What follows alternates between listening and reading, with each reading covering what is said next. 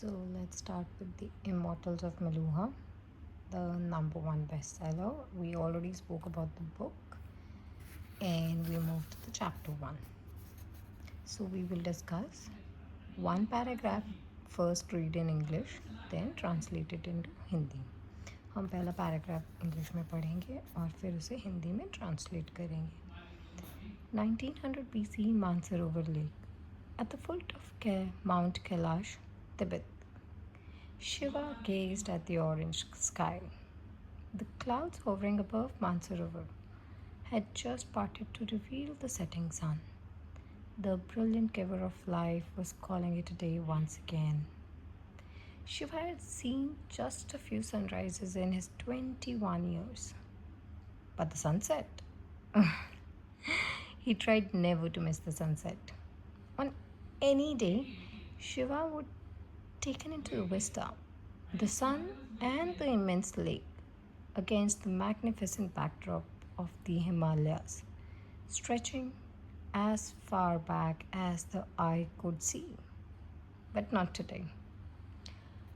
तो शिव एक ऑरेंज यानी कि सतरंगी नारंगी रंग के आसमान को देखते हैं, जिसके ऊपर हम देखते हैं कि मानसरोवर एक जगह है माउंट कैलाश के पास, तिब्बत में. तिब्बत जो कि अब चाइना का पार्ट है, उसके ऊपर से बादल जा रहे हैं. वो धीरे धीरे हट रहे हैं और हमें एक ढलता हुआ सूरज दिख रहा है. और जो हमारे जन्म देने वाले, जीवन देने वाले शिव हैं, उन्होंने शायद ही कभी इतने सनराइजेस देखे होंगे अपने 21 साल के इतिहास में. पर सूर्यास्त वो कोशिश करते हैं कि उनसे कोई सूर्यास्त मिस ना हो. और वो सिर्फ हिमालय को देखते जा रहे थे दूर दूर तक, जहाँ तक उनकी नज़र जा सके.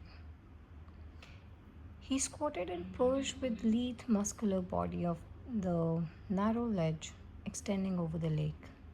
The numerous battle scars on his skin gleamed in the shimmering reflected light of water. Shiva remembered well his carefree childhood days. He had perfected the art of throwing pebbles that bounce off on the surface of the lake. He still held the record in his tribe for the highest number of bounces, 17. तो बैठे हुए थे और देख रहे थे, और हम देख सकते हैं कि उनकी जो मैस्कुलर बॉडी है, उनकी जो शरीर है, उस पर कुछ चिन्ह भी बने हुए हैं, कुछ निशान हैं. और शिवा अपने बीते हुए बचपन के दिन को याद कर रहे थे, जहाँ पे उन्हें बचपन में एक छोटे से तालाब में पत्थर मार के, रिपल इफ़ेक्ट बोलते हैं जिसे, जिसमें कि आपका पत्थर वापस बाउंस करता है, पानी उछलता है, वो देखने की आदत थी. आज भी अपने गांव में शिव के ही सबसे ज़्यादा नंबर हैं इसमें, पूरे 17. Now moving on a normal day, Shiva would have smiled at the memory from a cheerful past that he had been overwhelmed by the angst of the present. But today, he turned back towards his village without any hint of joy.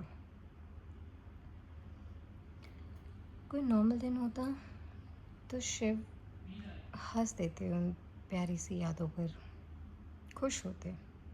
पर आज शायद कुछ अलग था. आज वो मुड़े और अपने गांव की तरफ चल दिए, बिना किसी खुशी के. What happens next? ये अब हम कल पढ़ेंगे. See you then.